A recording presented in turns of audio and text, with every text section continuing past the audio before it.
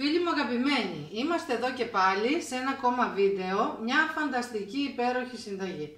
Είναι ένα σοκολατένιο κέικ. Πάμε να το φτιάξουμε. Τα υλικά μας για αυτό το υπέροχο σοκολατένιο κέικ, το νηστίσιμο, είναι ένα φλιτζάνι του τσαγιού, ηλιέλαιο του τσαγιού, ένα φλιτζάνι του τσαγιού ζάχαρη, 1,5 φλιτζάνι του τσαγιού νερό, ένα μπέικιν, 4 κουταλιές της σούπας κακάο.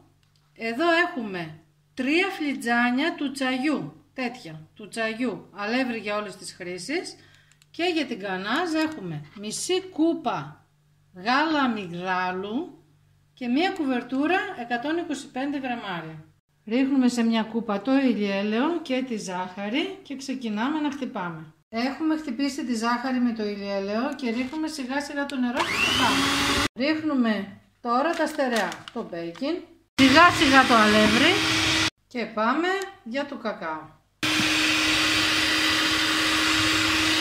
Αδειάσαμε το μείγμα μας σε μια φόρμα αλουμινίου 18 επί 24 και ψήνουμε στους 150 βαθμούς 45 περίπου λεπτά σε προθερμασμένο φούρνο πάνω κάτω. Έχουμε ζεστάνει το γάλα αμυγδάλου και ρίχνουμε μέσα την κουβερτούρα και ανακατεύουμε. Ρίχνουμε από πάνω την γκανάζ και τα αφήνουμε να κρυώσει.